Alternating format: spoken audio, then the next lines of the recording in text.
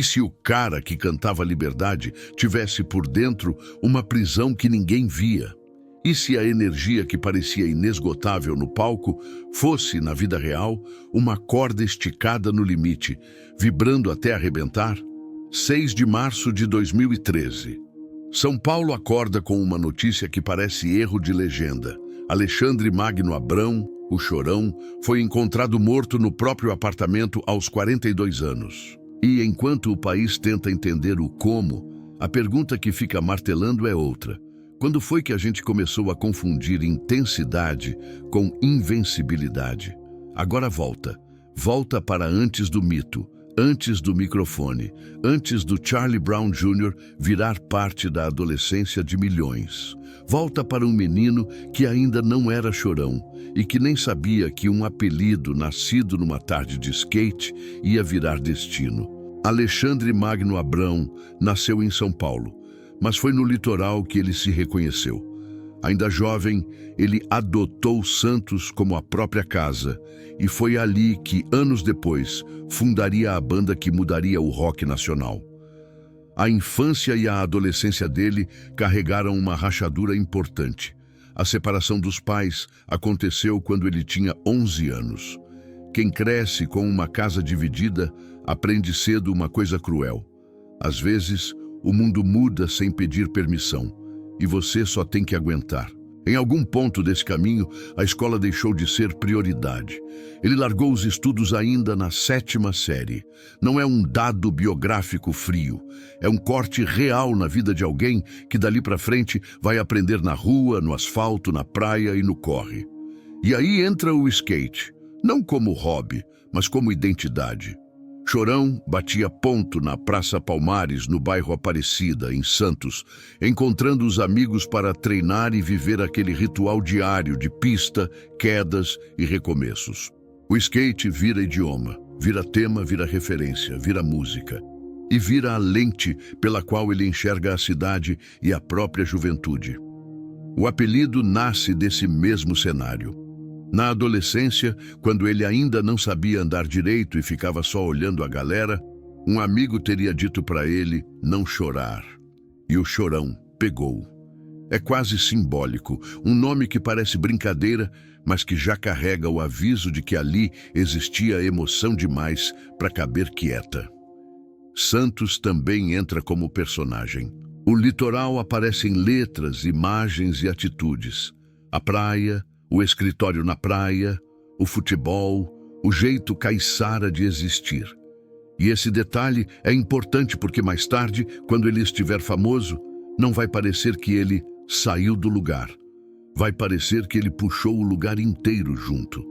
Na adolescência, ele já mostrava traços que o Brasil veria em escala máxima anos depois. Intensidade, teimosia, presença, uma mistura de carisma com inquietação. E a inquietação, quando encontra um palco, vira energia. Quando não encontra, vira ruído.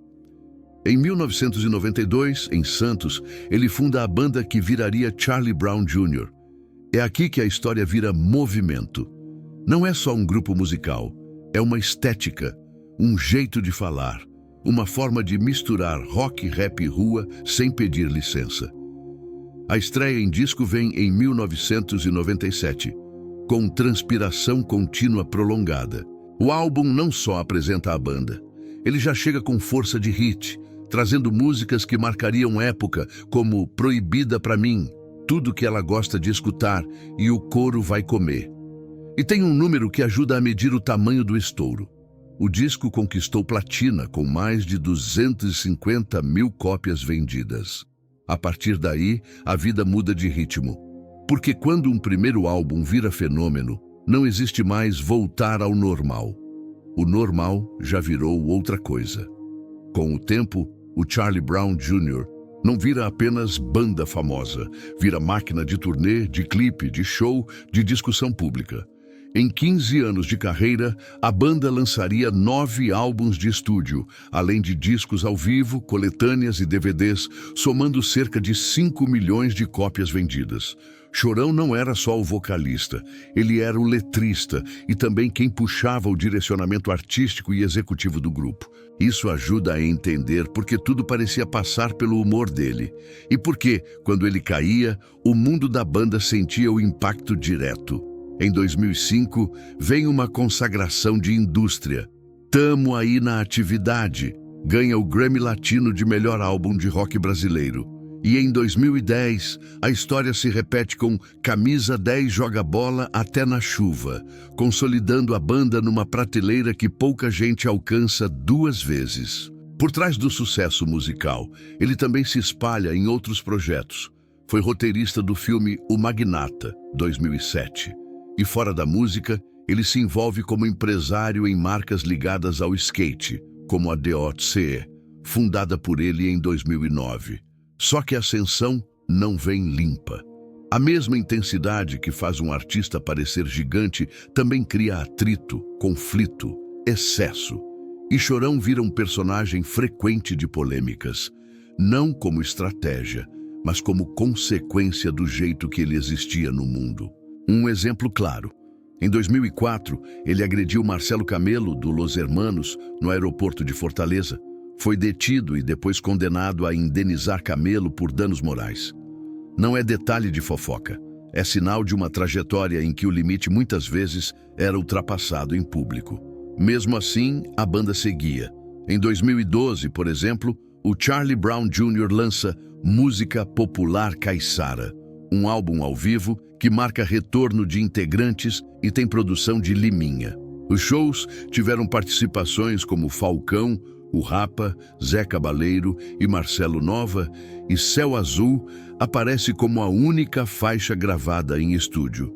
E aqui entra o contraste que vai perseguir a história. A imagem pública era de movimento, de barulho, de multidão. Mas nos bastidores, a vida real começava a dar sinais de que o custo dessa velocidade estava ficando alto demais.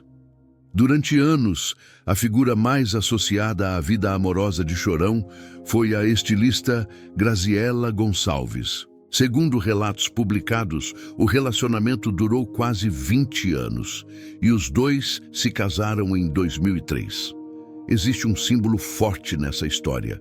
Graziella teria entrado no casamento ao som de Proibida Pra Mim, música associada ao primeiro encontro do casal e que traz Grazon como apelido dela. Quando uma música vira trilha de vida real, ela deixa de ser só hit, vira memória, vira marca, vira ponto sensível. Chorão também era pai. Ele deixou um filho chamado Alexandre, fruto de um relacionamento anterior. E a primeira mulher é citada como Thaís Lima, em reportagens da época. Esse detalhe muda o peso da história, porque qualquer queda deixa de ser apenas do artista e vira também um terremoto familiar. Nos bastidores, ele mantinha uma identidade muito própria fora do palco.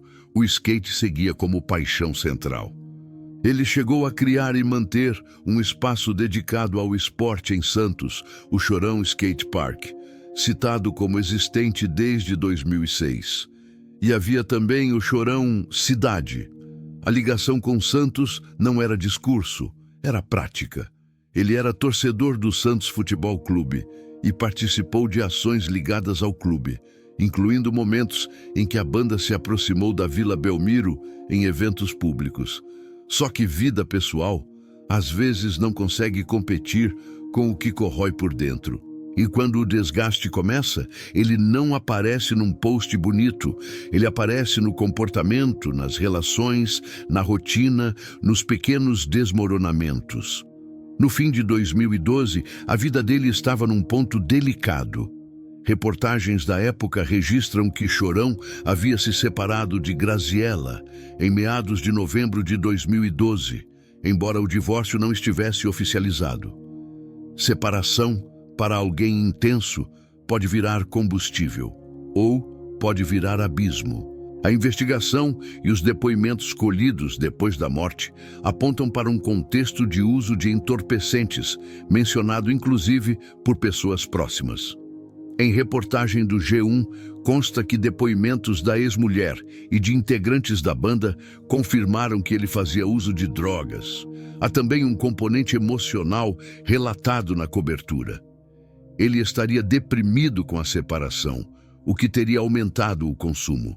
Esse tipo de combinação, ruptura afetiva, plus isolamento, plus substância, costuma ser silenciosa por fora e caótica por dentro. Em paralelo, existiam sinais públicos de atrito interno. Em 2012, Chorão teve uma bronca com Champignon em cima do palco, em Apucarana, PR, e chegou a dizer que o baixista teria voltado por causa de dinheiro. Depois, ele publicou um vídeo com Champignon dizendo que tinham feito as pazes. Não é apenas briga, é a pressão vazando na frente de todo mundo. Mesmo com esse ambiente, a agenda seguia. O próximo show estava marcado para 22 de março, no Rio de Janeiro, segundo notícia do G1. Quando a agenda continua, muita gente ao redor assume que então tá tudo bem, e é aí que alguns sinais passam batido. Outro sinal aparece na forma como a morte mobiliza a investigação especializada. O caso foi acompanhado pelo DHPP e havia hipótese de overdose sendo considerada. Quando a polícia já trabalha com essa possibilidade, é porque o contexto não parecia normal para quem viu por perto. O fato central, confirmado publicamente, é este. Chorão foi encontrado morto em 6 de março de 2013, no apartamento que mantinha em Pinheiros, na zona oeste de São Paulo. Ele tinha 42 anos. O que dá para reconstruir com segurança é a cronologia registrada em reportagens. Um motorista tentou contato e não conseguiu. Mais tarde, voltou e novamente não foi atendido. Depois disso, ele procurou o segurança de Chorão, que tinha cópia das chaves. Os dois foram ao local durante a madrugada. O segurança abriu a porta. Eles encontraram o cantor e acionaram o SAMU. Em seguida, a polícia militar foi chamada às 5h18 para uma ocorrência descrita como verificação de morte natural em apartamento. O SAMU constatou que ele já estava morto. E a partir desse instante, começa a segunda história, a história oficial. Perícia, laudos, depoimentos e a tentativa de transformar choque em conclusão. Relatos sobre o apartamento naquela noite indicaram um ambiente de desordem e danos no local, segundo a cobertura do G1, e isso foi observado pela investigação. O delegado do DHPP, citado na época, afirmava que aparentemente não se tratava de homicídio e que a causa dependeria do IML. Existe um limite ético importante aqui. Não existe minuto a minuto público confiável, com diálogos gravados ou sequência completa dos últimos movimentos. Então, a narrativa responsável não inventa cena. Ela sustenta a atenção no que é verificável e deixa o silêncio falar onde os fatos não alcançam. O chamado de ajuda veio imediatamente após a descoberta. O motorista e o segurança acionaram o SAMU, de acordo com reportagem do G1. Essa é a imagem real do socorro nessa história. Não um resgate cinematográfico, mas a urgência crua de quem abre uma porta e percebe que algo já passou do ponto. A polícia militar entrou na linha do tempo às 5h18, quando recebeu o chamado para a verificação de morte natural no apartamento. Na prática, isso indica que quando as autoridades chegam, o caso já é tratado como óbito, a ser confirmado e periciado. E tem um detalhe importante para o público entender. Em ocorrências assim, o socorro médico e o registro policial caminham juntos, porque um corpo encontrado em casa precisa de confirmação e de investigação básica para descartar crime. Foi nesse contexto que o DHPP acompanhou o caso e aguardou o IML para determinar a causa. Aqui, a história é dura porque é curta. Ele foi encontrado já sem vida e o SAMU constatou a morte no local. Ou seja, não há uma cronologia hospitalar pública de procedimentos, boletins e espera. O que existe é a transição direta do choque para a perícia. Esse tipo de desfecho muda até o luto. A família e os amigos não passam por horas de esperança e recaída num hospital. Eles recebem a notícia como um corte seco, e o país inteiro do lado de fora fica tentando montar sentido com pedaços. O que fecha a causa oficialmente é o laudo. O G1 noticiou que o laudo necroscópico concluiu morte por overdose de cocaína, descrita como intoxicação exógena, ligada à presença da substância no organismo. Esse laudo foi produzido no âmbito da Polícia Técnico-Científica de São Paulo e se baseou em exame do IML. O documento foi anexado ao inquérito da Polícia Civil, segundo o G1. Na prática, isso significa que a causa deixa de ser hipótese e passa a ser uma conclusão técnico-legal que orienta o encerramento do caso. A reportagem também cita explicações médicas externas à investigação. Um psiquiatra, ouvido pelo G1, explicou que a morte ocorreu após consumo de grande quantidade de cocaína e que isso pode desencadear eventos agudos, como infarto ou AVC. Ele também afirmou que, pela idade de Chorão, a hipótese mais plausível seria ataque cardíaco. Daqui para frente, qualquer detalhe além disso precisa ser tratado com cuidado. Perícia serve para esclarecer, não para transformar morte em manual ou espetáculo. E o essencial aqui é o que fica documentado: a causa apontada pelo laudo e o contexto relatado por pessoas próximas sobre o uso de entorpecentes. A investigação foi conduzida pelo DHPP, e desde o início, a hipótese de overdose era considerada, segundo o G1. O próprio delegado citado dizia que, a princípio, não parecia homicídio e que o IML determinaria a causa. Com o laudo concluído, o inquérito seria encaminhado ao Fórum da Barra Funda para a apreciação do Ministério Público e da Justiça, com possibilidade de arquivamento. Em termos objetivos, não havendo indício de crime, a investigação tende a se encerrar formalmente, mas o impacto humano não encerra junto. O luto teve palco público. O G1 registrou que o velório seria aberto ao público na Arena Santos, com capacidade para 5.000 pessoas, a partir das 20 horas. Antes disso, amigos e familiares teriam entrada reservada por volta das 19 horas. A própria cidade de Santos aparece como cenário emocional desse adeus, porque Chorão era visto como alguém que divulgava a cidade pelo Brasil, segundo depoimentos na matéria. E quando uma cidade se vê nas músicas de alguém, a morte vira quase um luto coletivo, como se um pedaço do lugar tivesse sido arrancado. Na imprensa, o choque também veio com a agenda interrompida. Havia show marcado para 22 de março, e isso ajuda a mostrar como a notícia pegou todo mundo no contrapé. O contraste é brutal. Ontem era a próxima data. Hoje é o último registro. O legado dele não é só discografia, é comportamento cultural. O Charlie Brown Jr., em 15 anos, acumulou uma produção grande e vendeu milhões de cópias, virando referência para uma geração inteira. E isso permanece porque as músicas ficaram associadas à juventude, litoral, skate, amizade, conflito e liberdade.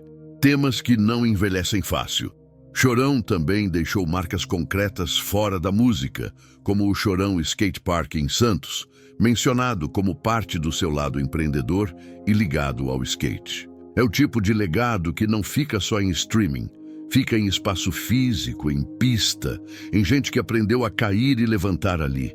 E existe o legado mais difícil, o alerta. A própria investigação e os depoimentos citados após a morte falam de drogas, de separação, de queda emocional. Quando isso se repete em tantas histórias públicas, a pergunta deixa de ser como aconteceu com ele e vira quantas vezes isso está acontecendo perto da gente. No fim, Chorão vira um espelho incômodo. A gente aplaude a chama, mas raramente pergunta o que está queimando por dentro.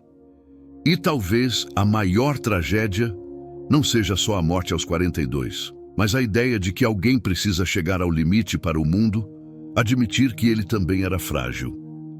Se você cresceu com Charlie Brown Jr., talvez esse episódio não seja sobre um artista.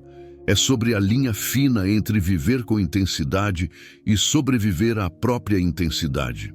E a pergunta final fica simples, provocativa e necessária. Quem hoje você está chamando de forte, quando na verdade só está sozinho? Se essa história tocou em algo pessoal, comenta aqui embaixo qual música do Chorão te acompanha até hoje. E compartilha com alguém que precisa lembrar que pedir ajuda não é fraqueza.